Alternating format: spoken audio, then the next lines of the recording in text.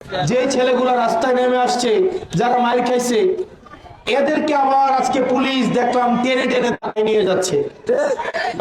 যে মেয়রের নির্দেশনায় আজকে যদি এই রাস্তার এই ছেলে মেয়েরা রাস্তায় না নেমে আসতো, আজকে আপনি মেয়র হইতে পারতেন না।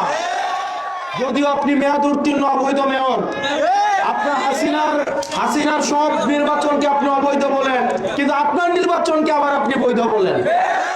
মানে হাসিনার সবই খারাপ, শুধু আমার নির্বাচনটাই ভালো। এই ধরনের দ্বিচারিতা করে এই যে মেয়াদ উত্তীর্ণ মেয়র, এই মেয়র শিক্ষার্থীদের পিছনে এই পুলিশদেরকে লেলিয়ে দিয়েছে। আর পুলিশ ভাইরা, আপনাদেরকে কি বলবো, প্রত্যেকটা দিন আমরা আমাদের জায়গা থেকে পুলিশের স্বাধীনতা এবং সুরক্ষা নিশ্চিত করতে চাই।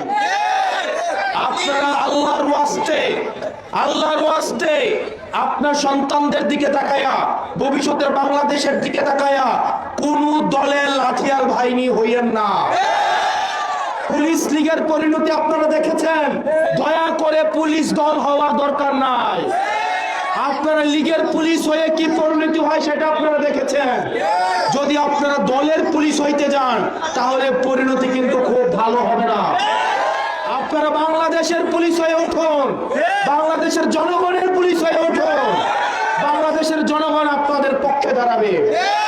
প্রিয় পুলিশ ভাইয়েরা, আমরা আপনাদের পক্ষে, আমরা চাই, আমরা জানি আপনাদের পেশাগত অনেক সীমাবদ্ধতা আছে, আমরা জানি আপনাদেরকে বিভিন্নভাবে ফোর্স করা হয়, আপনাদেরকে আনলফুল অর্ডার বাস্তবায়ন করার জন্য চাপ প্রয়োগ করা হয়, পোস্টিং প্রমোশনকে বন্ধ করায় দেওয়ার কথা বলা হয়, খাগড়াছড়ি বান্দরবান পাঠানোর হুমকি দেওয়া হয়। এই বিষয়গুলো আমরা জানি, কিন্তু আল্লাহর ওয়াস্তে এই দেশের দিকে তাকায়া, জাতির দিকে তাকায়া, এই স্কুল কলেজের বাচ্চাদের দিকে তাকায়া, স্কুল কলেজের ড্রেস পরা ভবিষ্যতের দিকে তাকায়া, আপনার সন্তানের দিকে তাকায়া আর কোন অন্যায্য অর্ডার আপনারা বাস্তবায়ন করবেন না।